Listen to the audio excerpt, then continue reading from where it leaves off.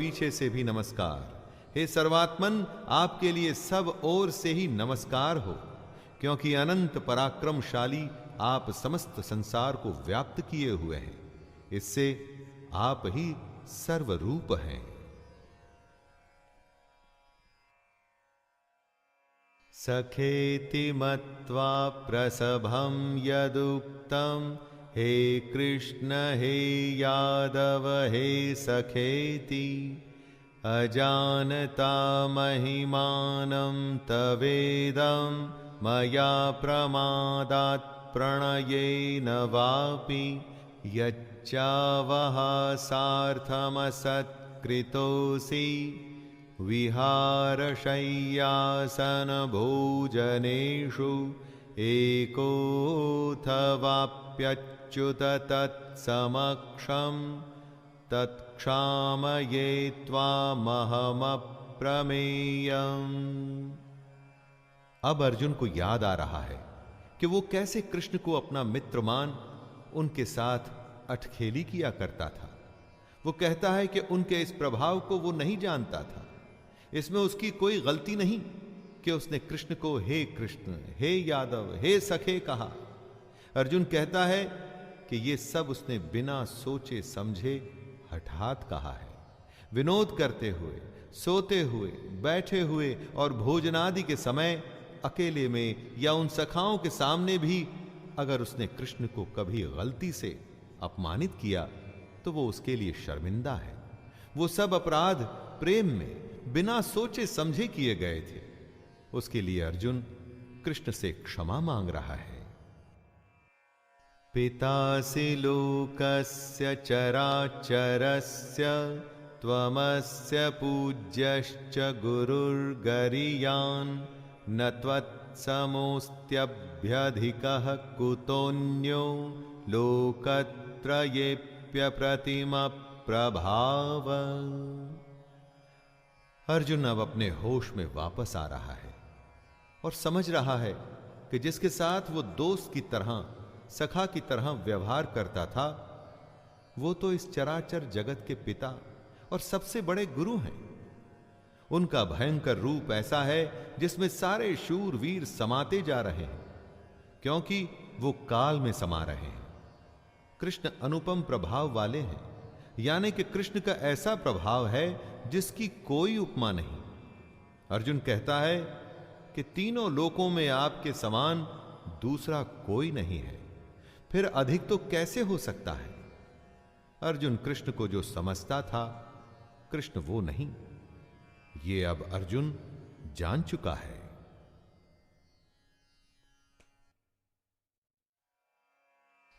तस्मात् प्रणम्य प्रणिधाय कायं, प्रसादये त्वामहिमीशमीड्यं, पितेव पुत्रस्य सखैव सख्युः, प्रियः प्रियायार्हसि देव सोढुम्।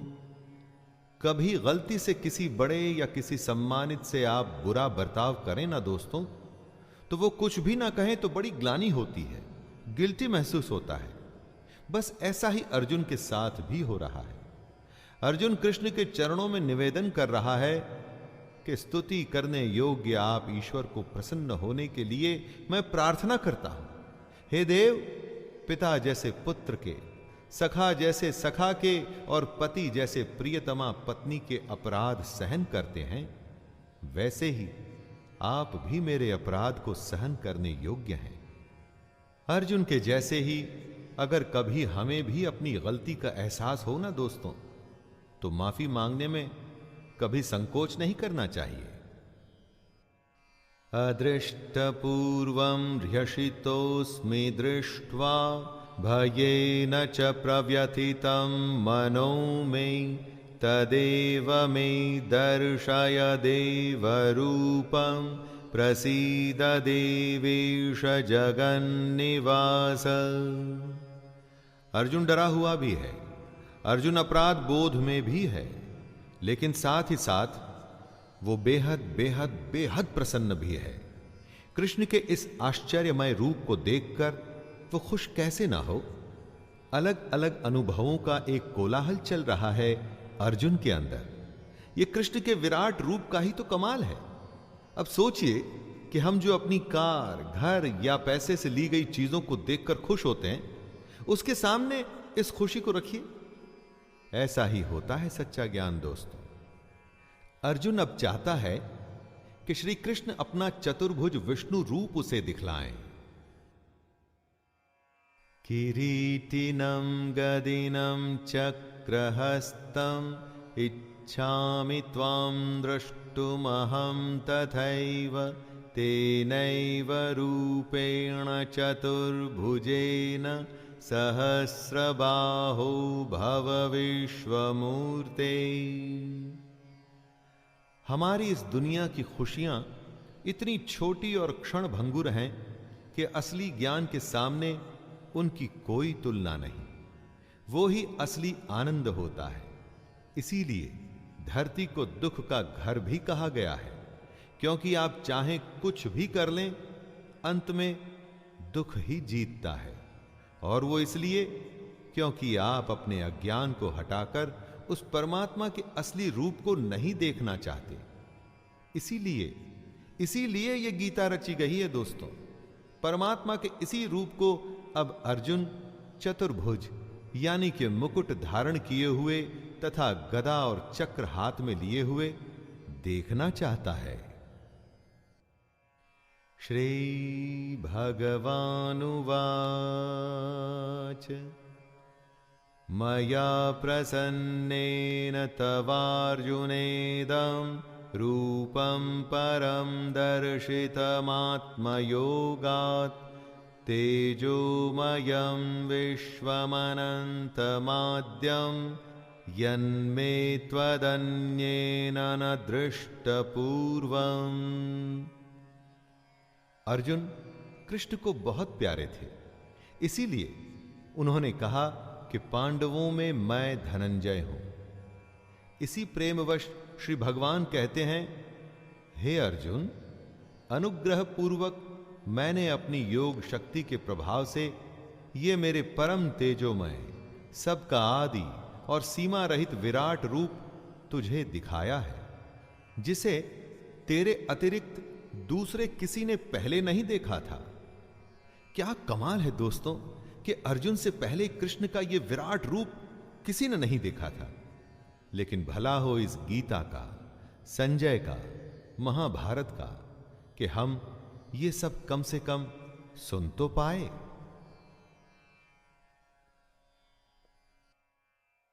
न वेदयज्ञाध्ययनैर्न दानैर्न च क्रियाभिर्न तपोभिरुग्रैः एवं रूपः शक्य अहं नृलोके द्रष्टुं त्वदन्येन कुरु प्रवीर। कृष्ण कहते हैं कि मनुष्य लोक में उनका यह विश्व रूप न वेद और न यज्ञों के अध्ययन से, न दान से, न क्रियाओं से और न उग्र तपों से देखा जा सकता है। अर्जुन के अतिरिक्त दूसरा कोई भी कृष्ण का यह रूप नहीं देख सकता। ऐसा पहली बार हो रहा है कि कृष्ण अपना विराट रूप इस तरह से दिखा रहे हैं। अर्जुन जो डर गया था, जिसने सब कुछ छोड़ दिया था, जो खुद को शक्तिहीन मानकर युद्ध के बीचों बीच बैठ गया था, आज उसको प्रभु ने ऐसा रूप दिखाया है जो पहले कभी कोई नहीं देख पाया था। वो इसलिए क्योंकि अर्जुन अपने अज्ञान से बाहर आ रहा था। माते व्यथा मा च विमूढ़ भावो दृष्ट्वा रूपं घोरमिदृङ्ममेदम् व्यपेतभिः प्रीतमनः पुनस्त्वं तदेव मे रूपमिदं प्रपश्य। कृष्ण अर्जुन को सलाह देते हैं कि उनके इस विकराल रूप को देखकर उसको व्याकुलता नहीं होनी चाहिए और मूढ़ भाव भी नहीं, जो आज तक कभी नहीं। अर्जुन अकेला ऐसा विरला है जिसको कृष्ण का ऐसा रूप देखने को मिला, तो ये तो कोई व्याकुल होने की बात नहीं हुई। कृष्ण आगे कहते हैं तू भय रहित और प्रीत युक्त मन वाला होकर उसी मेरे शंख चक्र गदा पद्म युक्त चतुर्भुज रूप को देख। अब कृष्ण अपना चतुर्भुज रूप दिखाते हैं दोस्तों, यानी कि 4 भुजाओं वाला गदा और चक्र हाथ में लिए हुए भगवान प्रकट होते हैं। संजय उवाच इत्युर्जनं वासुदेवस्तोक्त्वा स्वकं रूपं दर्शयामास भूयः आश्वासयामास च भीतमेनं भूत्वा पुनः सौम्य वपुर्महात्मा। संजय कुरुक्षेत्र से अपना आंखों देखा हाल बताते हुए धृतराष्ट्र से कहते हैं कि कृष्ण अर्जुन को अपना चतुर्भुज रूप दिखा रहे हैं, और सिर्फ अपना ये 4 भुजाओं वाला रूप ही नहीं दिखा रहे, बल्कि साथ में उसे धीरज भी दे रहे हैं कि अर्जुन डरे नहीं, व्याकुल ना हो। ये सब तो उन्होंने अर्जुन को ज्ञान देने के लिए किया। अपनी एक एक बात कृष्ण ने अर्जुन को इसलिए बताई कि अर्जुन अपनी अज्ञानता से बाहर आ सकें, अपने मन में छुपी अज्ञानता की परत को हटाकर अपनी आत्मा के समक्ष हो वो भगवान का रूप पहचान सकें। अर्जुन उवाच दृष्ट्वेदं मानुषं रूपं तव सौम्यं जनार्दन इदानीमस्मि संवृत्तः सचेतः प्रकृतिं गतः। भगवान के विकराल रूप को देख करके जो उसे घबराहट हुई थी, जिसका बयान करके अर्जुन सहम गया था, वो स्थिति अब सामान्य हो रही है। कृष्ण के वचन मलहम का काम कर रहे हैं, अर्जुन को शांत कर रहे हैं। अर्जुन कहते हैं, हे जनार्दन, आपके इस अति शांत मनुष्य रूप को देखकर अब मैं स्थिर चित्त हो गया हूं और अपनी स्वाभाविक स्थिति को प्राप्त हो गया हूं। दोस्तों, अर्जुन का चित्त अब शांत है। उत्तेजना जो डर के साथ आई थी वो अब जा चुकी है। आंखों के सामने ऐसी छवि है तो चित्त को तो शांत होना ही था। रूप विकराल से बदलकर अब चतुर्भुज जो हो चुका था। श्री भगवानुवाच सुदुर्दर्शमिदं रूपं दृष्ट्वानसि यन्मम देवा अप्यस्य रूपस्य नित्यं दर्शनांक्षिणः। कृष्ण अर्जुन को बताते हैं कि उनका जो ये चतुर्भुज रूप उसने देखा है वो उसके दर्शन बड़े ही दुर्लभ हैं। देवता भी सदा इस रूप के दर्शन की आकांक्षा करते रहते हैं। जो देवता नहीं देख सकते वो रूप अर्जुन ने देख लिया। जो छवि देवताओं को प्राप्त नहीं वो अर्जुन को प्राप्त हो गई। अर्जुन के मन में शंका आई, वो घबराया और उसने युद्ध छोड़ दिया। लेकिन फिर कृष्ण नाम का एक मौका अर्जुन को मिला जो उसने छोड़ा नहीं। कृष्ण से जो ज्ञान मिल रहा है, अर्जुन उस ज्ञान को पूरी भक्ति से हासिल कर रहा है। वैसे दोस्तों, इस तरह के मौके हम सबको भी मिलते रहते हैं, बस उन्हें अर्जुन की तरह हमें छोड़ना नहीं है।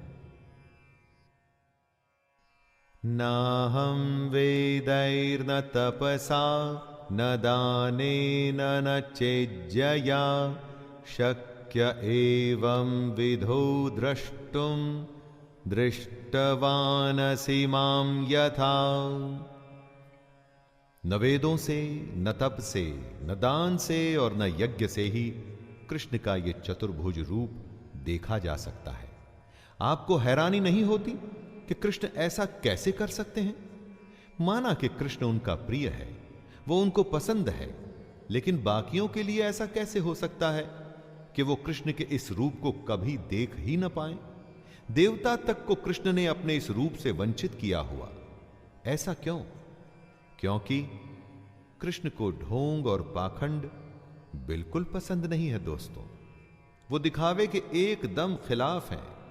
मन में सच्चाई की, अनन्य श्रद्धा की वो बात करते हैं। इसीलिए अपने इस रूप को उन्होंने इतना दुर्लभ बना रखा है।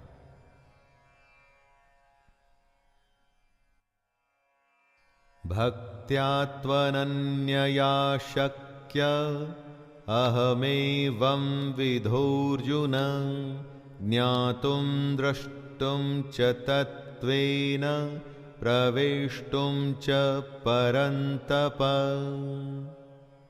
कृष्ण के चतुर्भुज रूप को देखना असंभव है, लेकिन फिर भी एक उपाय है, और यह उपाय एकदम आसान है।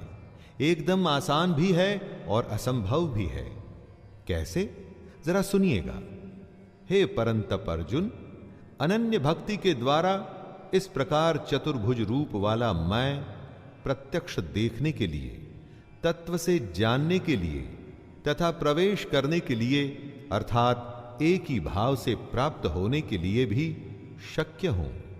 कृष्ण कह रहे हैं कि मेरा चतुर्भुज रूप भी दिखेगा, मेरा तत्व भी समझ में आएगा, अगर आप में एक ही भाव है, अगर मन में सिर्फ एक ही भाव है। मत कर्म कृन् मत परमो मद भक्तः संगवर्जितः निर्वैरः सर्वभूतेषु यः स मामेति पांडव। असंभव को आसान करते हुए कृष्ण बता रहे हैं कि उनके रूप और उनके तत्व को पाने का उपाय है।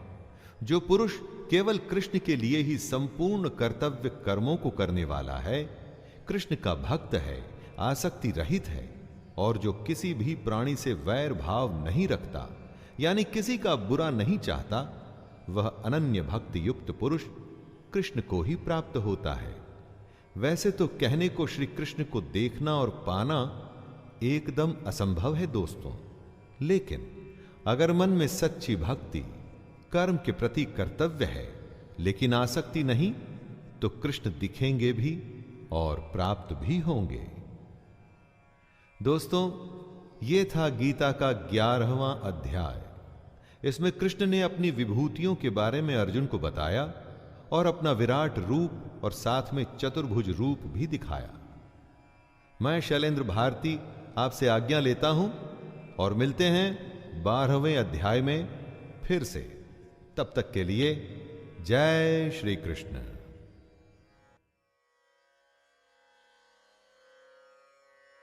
भगवद गीता अध्याय 12। दोस्तों, मंदिर में जाकर के आप ईश्वर की उपासना कर सकते हैं, या चाहें तो अपने काम को करते हुए भी कृष्ण को मन में रख सकते हैं। दोनों तरह की भक्ति में कोई फर्क नहीं है, लेकिन कृष्ण कर्म योग को अधिक महत्व देते हैं। अगर आप अपना हर काम कृष्ण को समर्पित करते हुए करें तो काम का काम और कृष्ण का नाम भी हो जाएगा।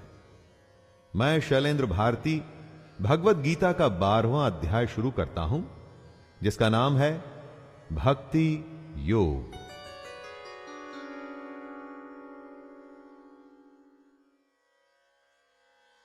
अर्जुन उवाच एवं सततयुक्ता ये भक्तास्त्वं पर्युपासते ये चाप्यक्षरमव्यक्तं तेषां के योगवित्तमः। इस श्लोक में अर्जुन एक ऐसा प्रश्न पूछ रहे हैं जिसके बारे में हम सब सोचते हैं। कुछ प्रेमी भक्तजन तो निरंतर कृष्ण के भजन और ध्यान में लगे रहकर उनकी पूजा करते हैं, लेकिन कुछ दूसरे भी भक्त होते हैं जो केवल अविनाशी सच्चिदानंद घन निराकार ब्रह्म को ही भजते हैं। तो इन दोनों प्रकार के भक्तों में अति उत्तम कौन है? दोस्तों, जिस कृष्ण के रूप को हम जानते हैं वो सगुण है। एक होता है ब्रह्म, जिसका अंश हम सब में है। उस निराकार परमात्मा को निर्गुण कहते हैं। ऐसे दो अलग अलग तरीके से भजने वालों में कृष्ण को ज्यादा मान्य कौन है? श्री भगवानुवाच मय्यावेश्य मनो ये मां नित्ययुक्ता उपासते श्रद्धया परयोपेतास्ते मे युक्ततमा मताः। श्री भगवान बोले, जो लोग मुझ में मन को लगा के निरंतर मेरे भजन में लगे रहते हैं, ऐसे भक्तजन श्रद्धा से युक्त मेरे सगुण रूप को भजते हैं। वे मुझको उत्तम योगी मान्य हैं। बंसी बजैया, रास रचैया, ये कृष्ण का सगुण रूप है। सगुण रूप मतलब जहां पर एक आकार है, एक अस्तित्व है, एक पहचान है, जिसका कि उसके गुणों के माध्यम से आप किसी को उदाहरण दे सकते हैं। और निर्गुण रूप में कोई आकार नहीं, कोई अस्तित्व नहीं, बस एक परम तत्व होता है। कृष्ण कहते हैं कि उनके सगुण रूप को पूजने वाले योगी उन्हें बहुत पसंद हैं।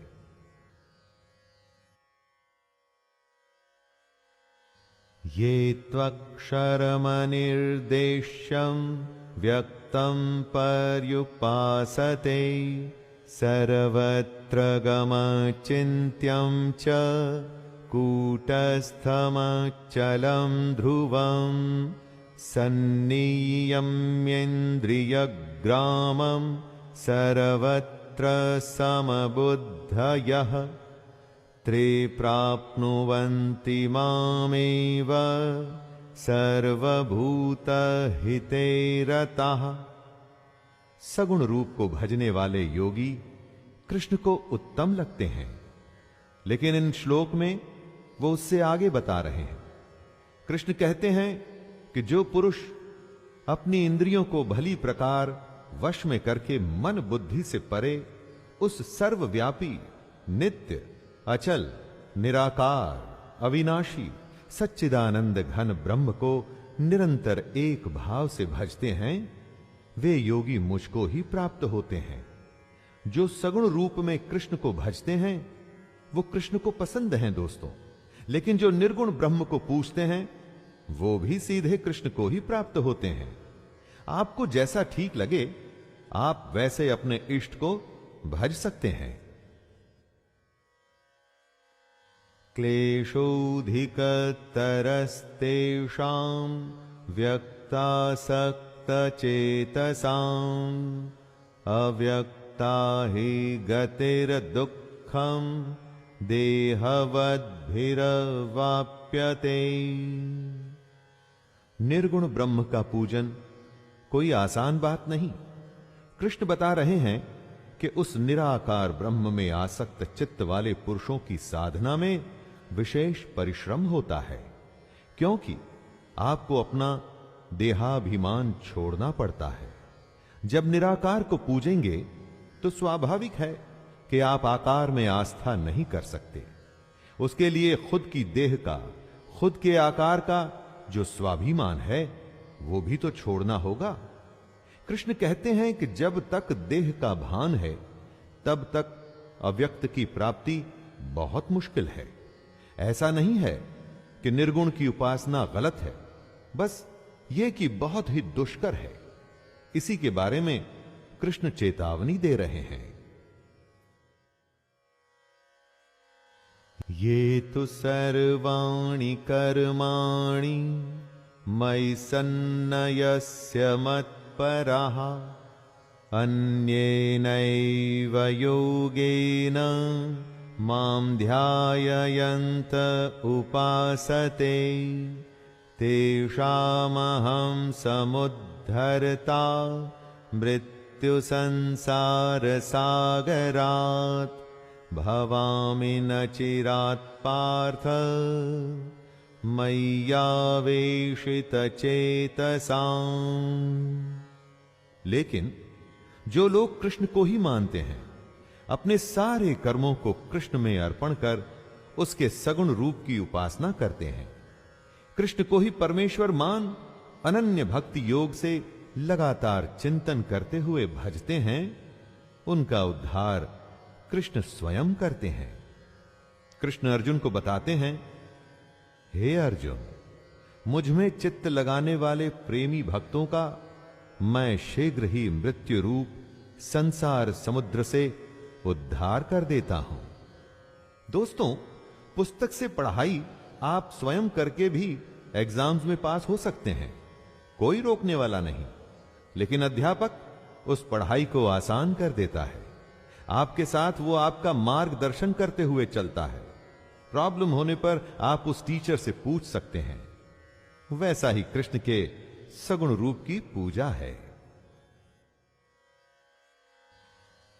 मय्येव मनං आधस्त्व मयि बुद्धिं निवेशय निवसिष्यसि मय्येव अत ऊर्ध्वं न संशयः।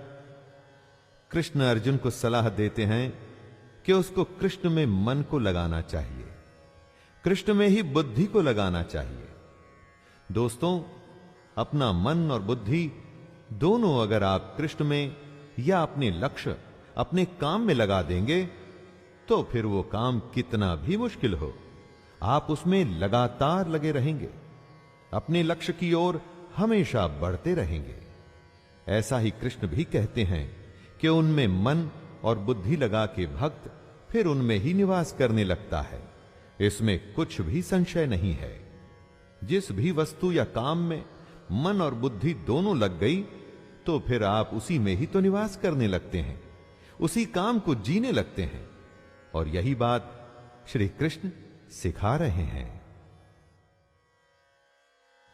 अथ चित्तं समाधातुं न शक्नोषि मयि स्थिरम् अभ्यासयोगेन ततो मामिच्छाप्तुं धनंजय। ये कह तो दिया कि मन और बुद्धि को कृष्ण में यानी अपने काम में लगाना है, लेकिन क्या यह आसान है? नहीं, बिल्कुल भी नहीं। मन कभी रुकता नहीं दोस्तों। मन का स्वभाव ही ऐसा है कि आप इसे जो करने को कहेंगे, ये उसका उल्टा करने की ही कोशिश करेगा। इसको रोकना ही दुनिया का सबसे दुष्कर काम है। दुष्कर तो है, मुश्किल है, परंतु असंभव नहीं। इसी मन को साधने के लिए कृष्ण अर्जुन से कहते हैं, यदि तू मन को मुझ में अचल स्थापन करने के लिए समर्थ नहीं है, तो हे अर्जुन, अभ्यास रूप योग द्वारा मुझको प्राप्त होने के लिए इच्छा कर। अभ्यास ही इस मन को नियंत्रण में करने का उपाय है। अभ्यासेप्यसमर्थोऽसि मत्कर्म परमो भव मदर्थमपि कर्माणि कुर्वन् सिद्धिमवाप्स्यसि। मन को संयम में करने का तरीका कृष्ण ने बताया, और वो है अभ्यास। और यदि कोई योग का लगातार अभ्यास करने में भी समर्थ नहीं, तो भी उसके लिए कृष्ण रास्ता बता रहे हैं। और वो रास्ता है केवल और केवल कृष्ण के लिए कर्म करना। अपना हर कर्म कृष्ण को सौंपकर अगर आप अपने मन, वाणी और शरीर को भी कृष्ण को ही समर्पित कर देंगे, तो भी आपको ईश्वर की प्राप्ति हो जाएगी। दोस्तों, इसका मतलब यह बिल्कुल भी नहीं कि आप 24 घंटे कृष्ण की पूजा पाठ में लगे रहें। इसका अर्थ है कि जो भी आप करें, उसमें कृष्ण का स्मरण, उनकी बातें और उनके ज्ञान का विचार रहे। अथैतदप्यशक्तोऽसि कर्तुम् मद्योगमाश्रितः सर्वकर्म फलत्यागं ततः कुरु यतात्मवान्। कृष्ण अर्जुन से कहते हैं कि हे अर्जुन, अपने सारे कर्म तुम मुझको समर्पित कर। अपना मन और शरीर मुझ में लगाने में समर्थ न हो सके तो एक और उपाय है, और वो है कर्मों के फल का त्याग। कर्म करते हुए लाभ हानि का न सोच, फायदे नुकसान की चिंता न करते हुए अगर अपनी मन और बुद्धि पर विजय पा लेता है तो इस उपाय से तो मुझे प्राप्त कर सकता है। दोस्तों, सोचिए, अगर आपने अपने कर्म के लाभ और हानि के बारे में नहीं सोचा तो मन में कभी बुरे विचार आ ही नहीं सकेंगे, क्योंकि मन में गलत विचारों का आगमन ही लालच यानी कि लोभ से होता है।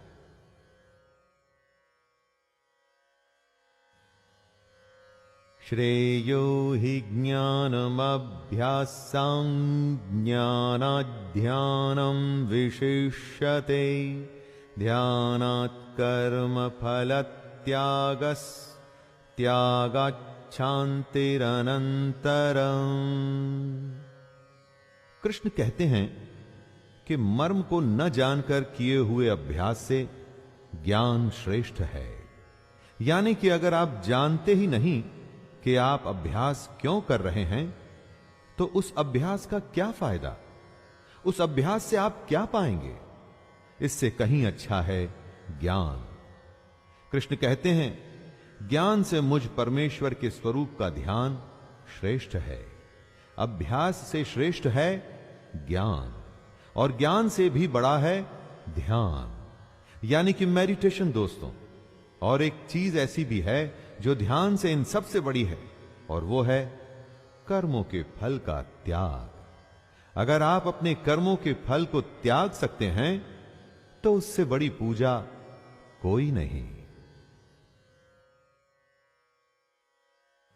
अर्जुन उवाच अद्वेष्टा सर्वभूतानां मैत्रः करुणः एव च निर्ममो निरहङ्कारः समदुःखसुखः क्षमी सन्तुष्टः सततं योगी यतात्मा दृढनिश्चयः मय्यर्पितमनो बुद्धिर्यो मद्भक्तः स मे प्रियः। जो पुरुष हर तरह के द्वेष भाव से रहित है, जो किसी से जलन नहीं रखता, जिसमें स्वार्थ नहीं, जो सबसे प्रेम करता है, जो दयालु तो है लेकिन जिसमें ममता नहीं, वो पुरुष जो अहंकार से रहित है, सुख और दुख को एक जैसा देखता है, क्षमावान है अर्थात अपराध करने वालों को भी अभय देता है, और जो योगी निरंतर संतुष्ट है, मन इंद्रियों सहित शरीर को वश में किए हुए है और मुझ में दृढ़ निश्चय वाला है, वह मुझ में अर्पण किए हुए मन बुद्धि वाला मेरा भक्त मुझको अति प्रिय है। कृष्ण ने उन सारे गुणों की व्याख्या कर दी है दोस्तों जो उन्हें प्रिय हैं, और स्वाभाविक है कि जो पुरुष इन गुणों को प्राप्त करने की कोशिश भी करेगा ना, तो वो भी कृष्ण को प्रिय ही होगा। श्री भगवानुवाच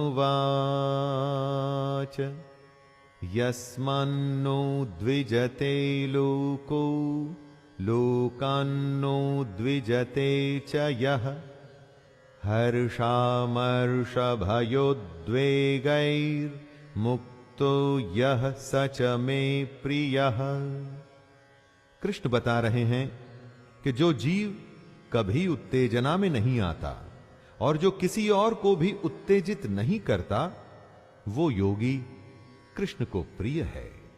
वो योगी जिसको दूसरे की उन्नति देख के जलन नहीं होती, जो सुख और दुख को एक जैसा देखता है, जो भय और उद्वेग यानी फियर एंड एक्साइटमेंट से रहित है दोस्तों, वो भक्त कृष्ण को अति प्रिय है।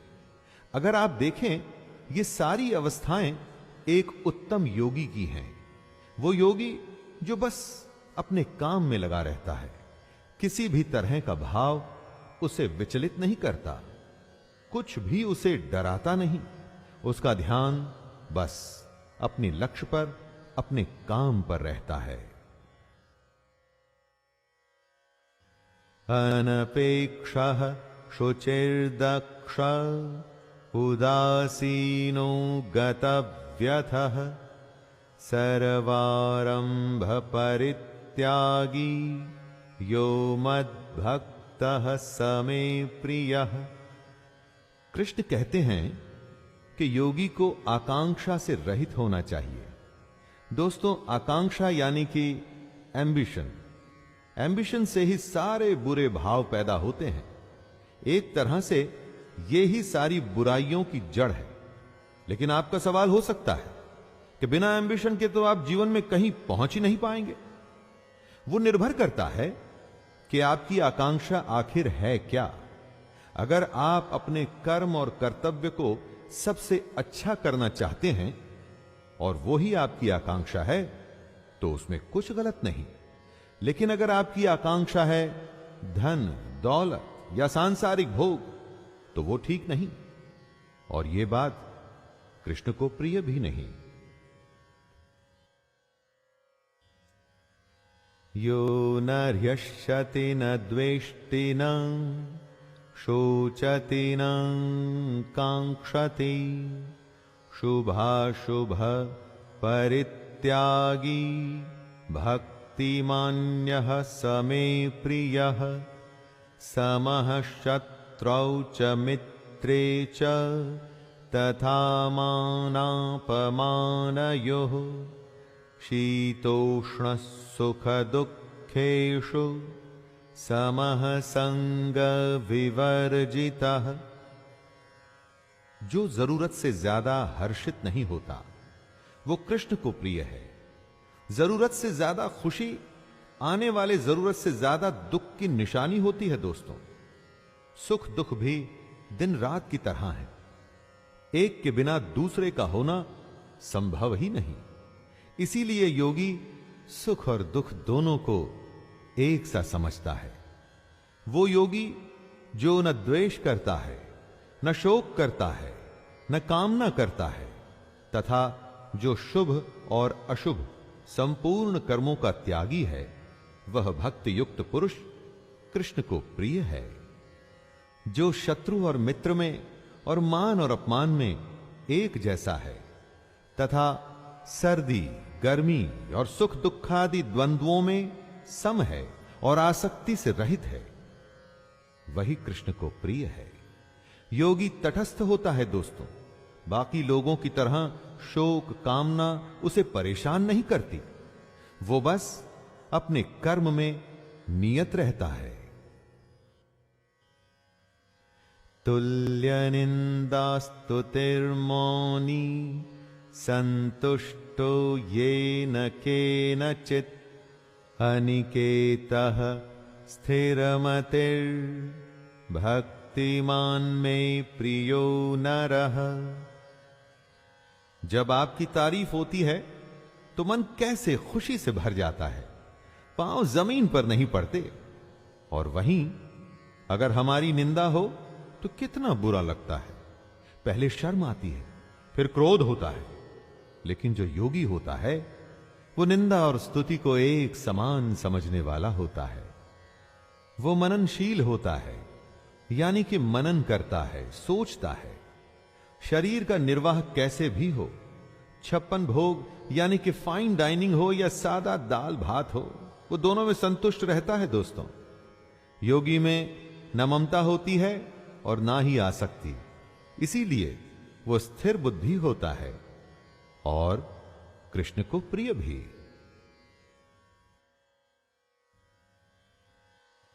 ये तु धर्म्यामृतमिदं यथोक्तं पर्युपासते श्रद्धानां मत्परमां भक्तास्तेतीव मे प्रियाः।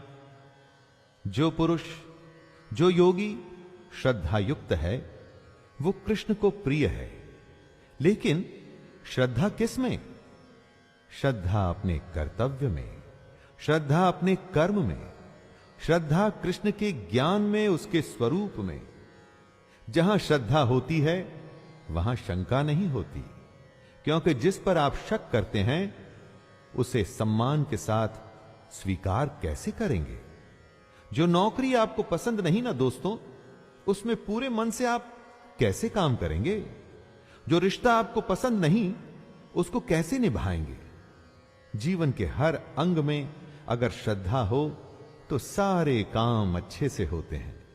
जैसे कृष्ण ने बताए वैसे ही होते हैं। जो है उसको सच्चे मन से श्रद्धा के साथ स्वीकार कर उसे और अच्छा करने की कोशिश करिए। जीवन अच्छा हो जाएगा और कृष्ण को भी आप पसंद आएंगे। दोस्तों, यह था 12वां अध्याय। इसमें कृष्ण ने योगी के गुण, उसके लक्षण और भक्ति करने के अलग अलग तरीकों के बारे में बताया। तरीका आप पर निर्भर करता है, कोई भी चुनिए, बस भक्ति सच्ची रखिएगा। तो आइए अध्याय 12 को यहीं विराम देता हूं और दूसरे अध्याय में फिर से आपसे मुलाकात होगी। तब तक के लिए अपने दोस्त शैलेंद्र भारती को आज्ञा दीजिए। जय श्री कृष्ण।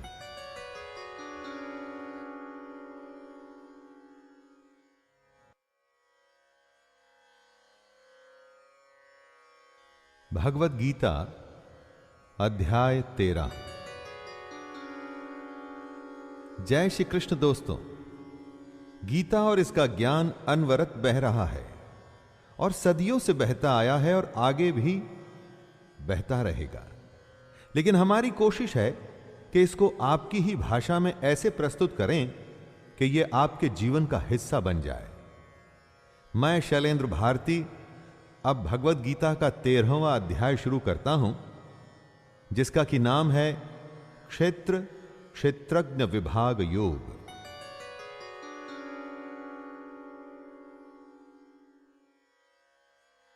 अर्जुन उवाच प्रकृतिं पुरुषं चैव क्षेत्रं क्षेत्रज्ञमेव च एतद्वेदितुमिच्छामि ज्ञानं ज्ञेयं च केशव। अर्जुन के प्रश्न अभी खत्म नहीं हुए हैं और कृष्ण के उत्तर भी नहीं। अर्जुन प्रकृति और पुरुष, क्षेत्र और क्षेत्रज्ञ तथा ज्ञान एवं ज्ञान के लक्ष्य के विषय में जानना चाहता है। कुरुक्षेत्र को धर्म क्षेत्र भी कहा जाता है। क्यों? एक प्रकृति होती है जो दिखती है और हमारे चारों तरफ होती है, और एक प्रकृति हमारे अंदर भी होती है जिसे हम एटीट्यूड कहते हैं। दोस्तों, ज्ञान हासिल करना तो बहुत अच्छी बात है, लेकिन ज्ञान का लक्ष्य क्या है? इसे क्यों हासिल करें? इसी तरह की कुछ बातें जो सुनते तो रोज हैं लेकिन समझते कम हैं, उन्हीं के बारे में अब कृष्ण बताएंगे।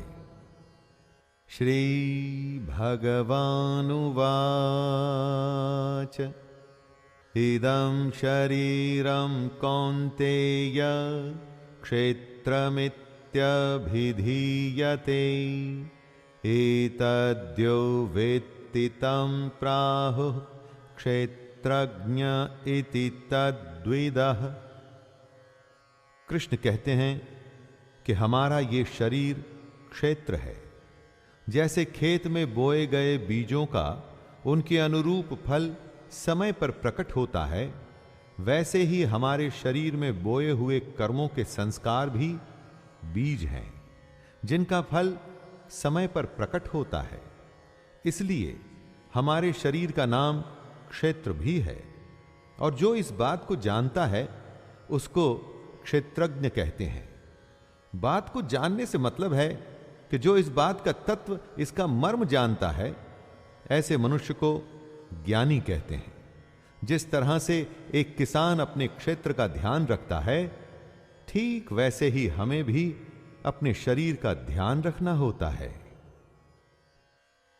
श्री भगवानुवाच क्षेत्रज्ञं चापि मां विद्धि सर्वक्षेत्रेषु भारत क्षेत्रक्षेत्रज्ञयोर्ज्ञानं यतज्ञानं मतं मम तत्क्षेत्रं यच्च यादृक्व यद्विकारी यतश्च यत् स च यो यत् प्रभावश्च तत्समासेन मे शृणु। जहां पर कुछ होता है उसे शरीर या क्षेत्र कहते हैं, और इस होने का जहां पर प्रभाव पड़ता है, असर होता है, उसे क्षेत्रज्ञ कहते हैं।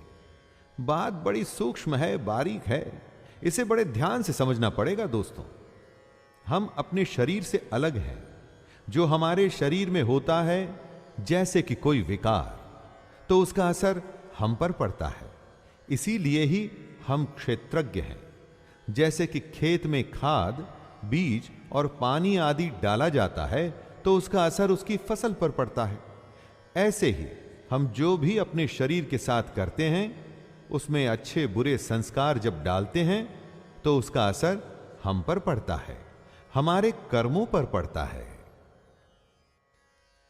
ऋषिभिर्बहुधा गीतं छन्दोभिर्विविधैः पृथक् ब्रह्मसूत्रपदश्चैव हेतुमद्भिर्विनिश्चितैः। बहुत बड़े बड़े ऋषियों ने क्षेत्र और क्षेत्रज्ञ का तत्व बताया है।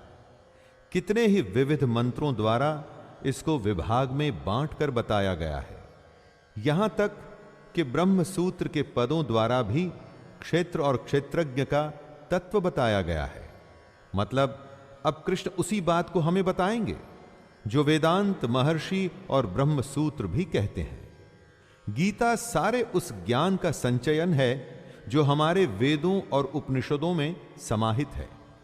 दोस्तों, हमारे ऋषियों की हजारों वर्षों की साधना के बाद का हासिल किया हुआ ज्ञान गीता के 18 अध्यायों में चुन चुन के बताया गया है। इसी बात की तरफ कृष्ण इशारा कर रहे हैं। महाभूतान्यहंकारो बुद्धिरव्यक्तमेव च इंद्रियाणि दशैकं च पंचचेन्द्रियगोचरः इच्छा द्वेषः सुखं दुःखं संघातश्चेतना धृतिः एतत् क्षेत्रं समासेन सविकारमुदाहृतम्। कृष्ण क्षेत्र के बारे में बताते हुए कहते हैं, 5 महाभूत यानी कि अग्नि, जल, वायु, आकाश और पृथ्वी इस क्षेत्र का स्वरूप है।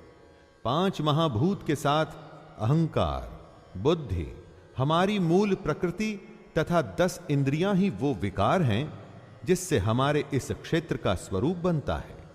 इसी स्वरूप में एक मन और 5 इंद्रियों के विषय अर्थात शब्द, स्पर्श, रूप, रस और गंध भी शामिल है।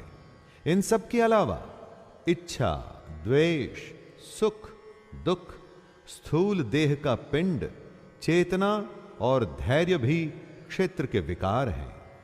दोस्तों, जिन जिन साधनों से हम इस दुनिया से डील करते हैं, एक तरह से वो सारे विकार माने गए हैं शरीर रूपी क्षेत्र के। हमारे इसी क्षेत्र में बोया गया अच्छा या भला संस्कारों के रूप में उगता है। जैसे किसान अपनी खेती काटता है, वैसे ही हम अपने संस्कार अपने कर्म काटते हैं। अमानित्वम दम्भित्वम अहिंसा क्षान्तिरार्जवम् आचार्योपासनं शौचं स्थैर्यमात्म विनिग्रह। इस श्लोक में कृष्ण क्षेत्रज्ञ के बारे में बता रहे हैं कि क्या होता है क्षेत्रज्ञ, जो क्षेत्र के तत्व को समझता है, यानी कि श्रेष्ठता के अभिमान का अभाव, घमंड का अभाव, किसी भी प्राणी को किसी भी प्रकार से न सताना, क्षमा करने का भाव, मन और बोलने में सादगी, श्रद्धा और भक्ति के साथ गुरु की सेवा, बाहर भीतर की शुद्धि, यानी कि खाना पीना और जीवन भी शुद्ध और अंदर का मन भी शुद्ध। इन सब के साथ में अंतःकरण की स्थिरता भी, यानी कि स्टिलनेस ऑफ द माइंड, क्षेत्रज्ञ होता है दोस्तों। अपने को, अपनी आत्मा को, अपने अस्तित्व को जानना और उसे आचरण में लाना ही क्षेत्रज्ञ कहलाता है। इंद्रियार्थेषु वैराग्यम् अहंकार एव च जन्म मृत्यु जरा व्याधि दुख दोषानुदर्शनम्। क्षेत्रज्ञ की ही परिभाषा को समझाते हुए कृष्ण कह रहे हैं कि इस लोक और परलोक के संपूर्ण भोगों में आसक्ति का अभाव होना चाहिए। हमारे इस लोक के लालच में ही हर कोई फंसा हुआ है। घर, पैसा, आराम की जिंदगी, और इतना ही नहीं, जो इस लोक के लालच से बचा है वो परलोक के लालच में फंसा है, जैसे कि स्वर्ग। इन दोनों लोकों की आसक्तियों से हमें कैसे बचना है, यही क्षेत्रज्ञ है। क्षेत्रज्ञ बनाने के लिए हमें यह भी सोचना जरूरी है कि हम में अहंकार का भी अभाव कैसे हो। जन्म, मृत्यु, जरा और रोग आदि में दुख और दोष क्यों होते हैं, इसके बारे में बार बार विचार करना ही क्षेत्रज्ञ है। असक्तिरनभिष्वंगः पुत्रदार ग्रहादिषु नित्यं च समचित्तत्वम् इष्टानिष्टोपपत्तिषु। जब भी मनुष्य जन्म होता है तो घर होता है, विवाह होता है, स्त्री के साथ संतान होती है, घर में धन आता है, और यह क्रम हर जन्म में निरंतर चलता ही रहता है। इसके बारे में सोचना क्यों होता है ऐसा, बार बार लगातार हर जन्म में। जब कोई इसके बारे में सोचना शुरू करेगा दोस्तों, तभी तो ज्ञान का द्वार खुलना शुरू होगा। अच्छा होने पर खुशी होती है, बुरा होने पर क्रोध आता है। एक जन्म में ही ऐसा हर रोज होता है। ऐसा कब तक चलता रहेगा? सैकड़ों जन्म होंगे तो भी आप इसी दुनियादारी में क्या ऐसे ही फंसे रहेंगे? कब अपने चित्त को सम करेंगे? इन बातों के बारे में सोचना ही क्षेत्रज्ञ है।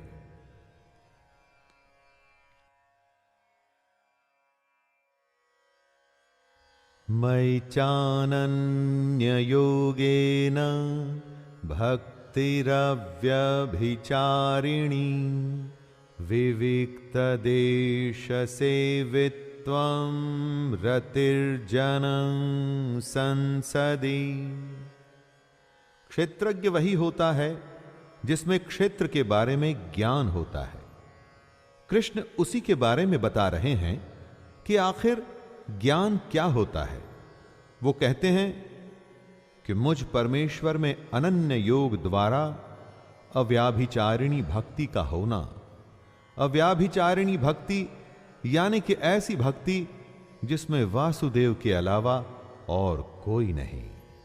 ऐसी भक्ति का होना ही ज्ञान है। इसके अलावा एकांत और शुद्ध देश में रहने का स्वभाव और विषयासक्त मनुष्यों के समूह में रहने की आसक्ति का न होना भी ज्ञान है। एकांत सिर्फ योगी को ही पसंद आता है। बाकी जो विषयासक्त लोग होते हैं ना दोस्तों, वो भीड़ में रह के अपनी दुनिया में फंसे रहते हैं। इससे अलग होकर के ध्यान करना ही ज्ञान है। अध्यात्म ज्ञान नित्यत्वं तत्वज्ञानार्थ दर्शनम एतज्ज्ञानमिति प्रोक्तम अज्ञानम यदतोन्यथा। ज्ञान क्या है और क्या नहीं, उसी को कृष्ण स्पष्ट कर रहे हैं। आधिपत्य आध्यात्म ज्ञान क्या होता है? जिस ज्ञान से यह पता चले कि बस आत्मा ही सब कुछ है, आत्मा के अलावा और कुछ भी नहीं, वो होता है आधिपत्य आध्यात्म ज्ञान। और तत्व ज्ञान वो होता है जिससे परमात्मा से साक्षात्कार हो। इस ज्ञान के बाद बस परमात्मा ही दिखता हो और कुछ भी नहीं। इस तरह से आध्यात्म ज्ञान और तत्व ज्ञान, बस ये दो ज्ञान होते हैं और कुछ भी नहीं। जो भी इनके विपरीत है वो अज्ञान है। जैसे कि मान, दंभ, हिंसा आदि। अज्ञान हमें आध्यात्म और तत्व से दूर ले जाता है। आध्यात्म ज्ञान और तत्व ज्ञान हमें सच्चाई के पास लाता है। ज्ञेयं यत्तत्त्व प्रवक्ष्यामि यज्ञात्वामृतमश्नुते अनादिमत्परं ब्रह्म न सत्तन्नासदुच्यते। कृष्ण जीवन को एक एक करके खोल रहे हैं। सबसे बड़े भेद, सबसे बड़ी गोपनीय बातें, सीक्रेट्स एक एक करके बता रहे हैं दोस्तों। कृष्ण सिर्फ वही बताना चाहते हैं जो जानने योग्य है तथा जिसको जानकर मनुष्य परमानंद को प्राप्त होता है। कृष्ण परब्रह्म के बारे में एक बेहद ही कॉम्प्लिकेटेड बात कहते हैं कि यह अनादि वाला परब्रह्म न सत और न असत, जिसका कोई आदि नहीं है, जो हमेशा से है, वो है परब्रह्म। वो एक सच्चाई, वो एकमात्र परमात्मा। जब ये परब्रह्म अकेला होता है तो सत होता है, यानी सत्य, सच्चा। लेकिन जब असत मनुष्य इसमें मिल गया तो फिर कौन किसको सत बताए और किसको असत, क्योंकि अब तो दोनों एक ही हो चुके हैं। सर्वतः पाणिपादं तत् सर्वतोक्षिशिरोमुखं सर्वतः श्रुते मल्लोके सर्वमावृत्य तिष्ठति। कृष्ण परब्रह्म को एक्सप्लेन कर रहे हैं दोस्तों। परब्रह्म सब ओर हाथ पैर वाला, सब ओर नेत्र, सिर और मुख वाला तथा सब ओर कान वाला है, क्योंकि वह संसार में सबको व्याप्त करके स्थित है। हमारी ये धरती आकाश में, स्पेस में स्थित है। धरती गोल है और इसके चारों तरफ आकाश है। इसी आकाश में वायु, अग्नि, जल और पृथ्वी स्थित है। ये आकाश ही इन सब का कारण है। अगर आकाश सबको धारण न करे तो कुछ भी नहीं होगा। वैसे ही परमात्मा भी सबका कारण रूप होने से सारी दुनिया को व्याप्त करके स्थित है। यानी हम सब इसी पर ब्रह्म की वजह से हैं और इसी में स्थित हैं। सर्वेन्द्रिय गुणाभासं सर्वेन्द्रिय विवर्जितं असक्तं सर्वभृच्चैव निर्गुणं गुणभोक्त्र च। परब्रह्म क्योंकि सबसे बड़ी सच्चाई है, इसीलिए वो किसी को समझ नहीं आती और थोड़ा सा सुनने के बाद लोग विमुख हो जाते हैं, बोर हो जाते हैं। इसी को समझना सबसे बड़ा ज्ञान है दोस्तों। आत्मा से साक्षात्कार है ये परब्रह्म हमारी संपूर्ण इंद्रियों के विषयों को जानने वाला है, लेकिन साथ में ही उन सब इंद्रियों से रहित भी है। हम उसी ब्रह्म में से निकले हैं, तो स्वाभाविक है